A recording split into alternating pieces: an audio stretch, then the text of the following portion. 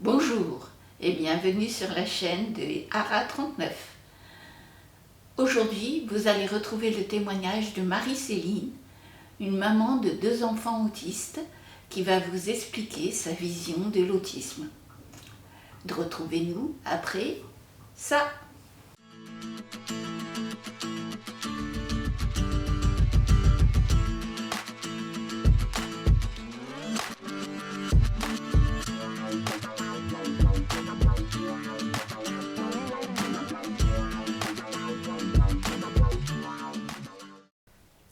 Bonjour, je m'appelle Marie-Céline et je vais vous parler de l'autisme à travers mes enfants.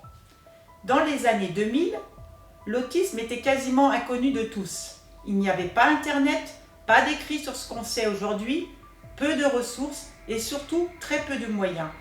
Sur 4 de mes enfants, 2 sont autistes mais aussi très différents. Mon fils Asperger a commencé à parler à 5 ans avec des stéréotypies très marquées, des écholalies, un regard fuyant, il mangeait difficilement, fameux trouble de l'oralité, une mémoire fabuleuse, des jeux de construction très rapides et surtout autodidacte à la lecture. Ma fille a eu un comportement régressif à 11 mois avec une déficience intellectuelle. Elle disait quelques mots à 8 ans avec des stéréotypies, des écholalies, elle pleurait beaucoup, refusait tout, mangeait difficilement, avait des terreurs nocturnes, des insomnies.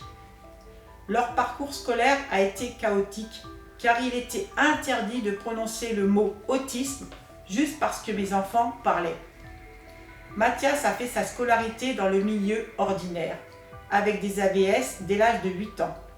À 14 ans, il a eu son diagnostic autiste Asperger par le CRA, ce qui a permis de le maintenir jusqu'au lycée. Sauf que dans ce milieu ordinaire, il était tout le temps sur charge sensorielle et émotionnelle. Il paniquait, perdait en assurance, en compétences. En première, n'en pouvant plus, il a explosé en blessant un élève, ce qui l'a exclu du lycée, et depuis, il enchaîne les formations. Il s'investit beaucoup dans l'association MCTUA, parrainée par ARA. Ce sont des autistes autonomes. Grâce au confinement, j'ai compris que son travail, loin du bruit, loin des odeurs, loin des autres, est essentiel. Dans sa zone de confort, sa concentration est hors norme. Il performe beaucoup mieux. Il a validé un diplôme professionnel, développeur web et web mobile. Il est expert en anglais. Il est conscient de ses difficultés sociales. Avec son permis de conduire, il va régulièrement aux conventions rejoindre son réseau de copains geeks. Ils sont tous passionnés de jeux vidéo, dont certains sont aussi autistes. Lors de ces manifestations, il porte un déguisement complet, ce qui lui permet de se libérer totalement. Ainsi, on ne le reconnaît pas. Cette autre zone de confort lui permet d'aller vers les autres, être touché, être photographié à volonté. Il a aussi son propre logement, son indépendance. Ma fille, diagnostiquée à 10 ans, a bénéficié d'inclusion scolaire avec l'ouverture d'une classe en primaire spécialisée pour les autistes. Ce qui lui a permis d'accéder à l'apprentissage de la lecture, d'accéder aux activités avec des supports visuels et concrets dans un cadre structurant et rassurant. Puis elle a intégré l'IME pour finir au foyer de vie à Cranceau. Cette petite unité occupationnelle accueille des autistes dynamiques, mais aussi d'autres neurodivergents, et c'est plutôt bien, car, comme dans la vraie vie, la différence prône le vivre ensemble et la tolérance, permettant à chacun de grandir et de s'ouvrir. Ce milieu est bienveillant, stimulant, ce qui me rassure. Les grands jeunes et adultes sont touchants, sensibles, drôles et surtout heureux de nous retrouver chaque fin de semaine. Oui, c'est un immense défi de rester suffisamment forte et surtout en bonne santé pour affronter toutes les étapes de leur vie, mais aussi pour affronter le regard des autres et leurs questionnements.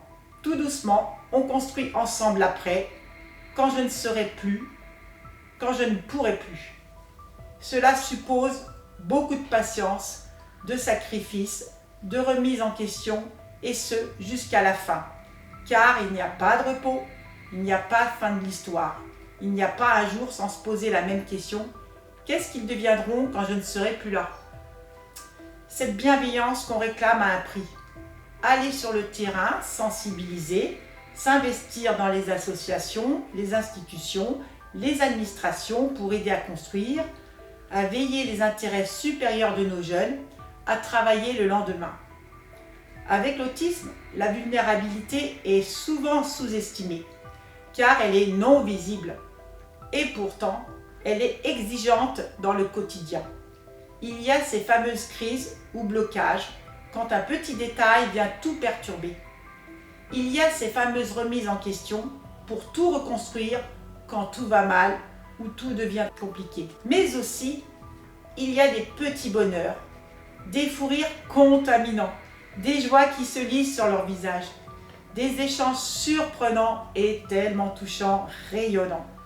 Ils sont tous précieux et on est tous très fiers d'eux. Pas étonnant qu'on réclame du soutien, des lieux d'échange, de l'entraide pour sortir de l'isolement, pour partager notre quotidien. Mais ce qu'on réclame surtout, c'est une place pérenne et bienveillante pour notre proche, car demain, on ne sera plus là pour le défendre. Et le temps passe vite, trop vite. Au revoir. La vidéo vous a plu? Alors n'hésitez pas, mettez un petit pouce bleu, faire des commentaires si vous le voulez là-dessous et surtout abonnez-vous à la chaîne et n'oubliez pas par la même occasion de partager sur vos réseaux sociaux. Ça ne vous coûtera rien, mais pour nous, ça nous apportera beaucoup et pour la cause de l'autisme aussi bien sûr. Au revoir et à bientôt.